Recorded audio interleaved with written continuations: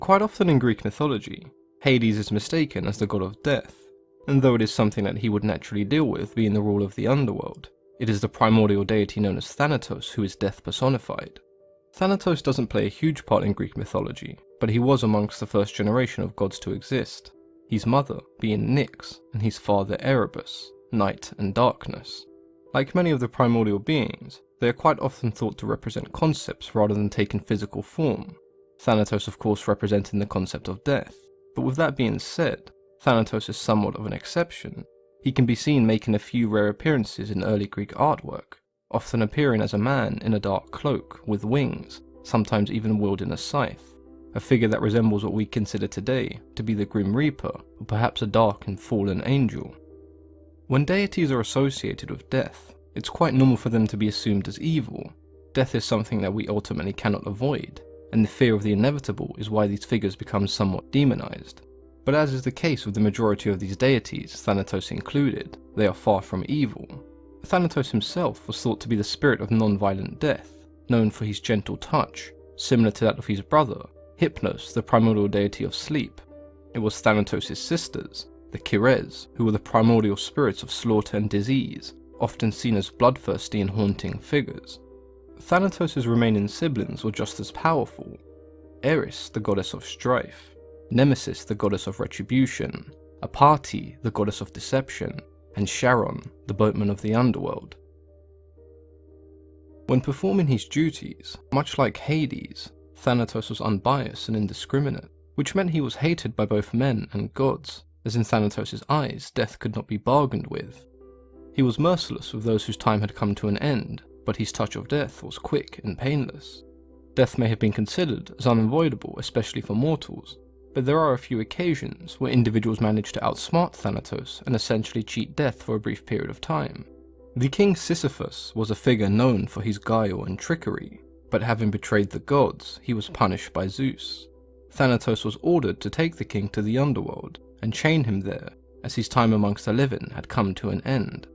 When the two eventually reached the underworld, the king asked Thanatos if he could demonstrate how the chains would work. Thanatos was merciful enough to grant the king this one last request, but Sisyphus seized the opportunity, trapping Thanatos in his own chains and escaping death. With Thanatos bound in the underworld, no one on earth could die, and this particularly angered the god Ares. What good was a war if his opponents could not die? And so he intervened, travelling to the underworld, freeing Thanatos and handing over King Sisyphus in the process. This story does show us that Thanatos is by no means evil. He displays compassion towards the king, which does in turn lead to him being tricked, and we can potentially view this compassion as either a strength or weakness. Thanatos did also have a brief confrontation with the hero Heracles. When he was asked to bring the princess known as Alcestis to the underworld, Heracles fought the god of death, eventually driving him away. During the Trojan War, Thanatos was summoned to return the body of the demigod known as Sarpedon, whose father Zeus wanted his son's body to be taken to his native land of Lycia. Sarpedon was an ally to the Trojans and fought fiercely until the last year of the war, when he would be killed by Patroclus. Despite being responsible for engineering the war, Zeus lamented his son's death, and he could not let his son's body be disgraced on the battlefield. He ordered the god Apollo to retrieve his son's body, and once Apollo had done so, he would then give the body to Thanatos and Hypnos, who would take the body to Lycia and give Sarpedon the hero's burial he deserved. Thanatos of course accepted this task, but not because it had been given to him by Zeus, but because honouring death was his solemn duty. In the later eras, the transition of life to death in the Elysian fields was seen as a more appealing option than before, and with this came a change in Thanatos' appearance. He was now seen as an extremely beautiful god, similar to that of Eros and the other winged gods of Greek mythology. During this period of time, there were a number of different depictions of Thanatos. In some, he was seen as an infant sleeping in the arms of his mother, Nyx, and in others he could be seen carrying upside-down torches, symbolizing a life that had been extinguished. I personally have a great deal of respect for deities like Thanatos, who perform these thankless roles. They often go unnoticed, and when people do eventually pay attention, they're very quick to demonize them without much thought at all. Thanatos was known for his gentle touch, and his embrace was almost welcomed, unlike some of his sisters. The form of death that followed was quick and painless. Thanatos is a god I'd compare to Hades, who's quite often mistakenly associated with the Christian devil, leading people to believe that he must be evil.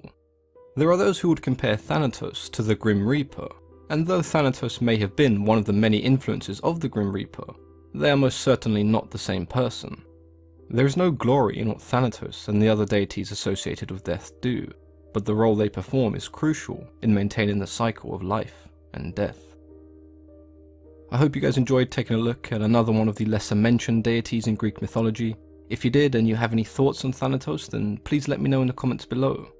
But as always, I've been your host, Mythology and Fiction Explained.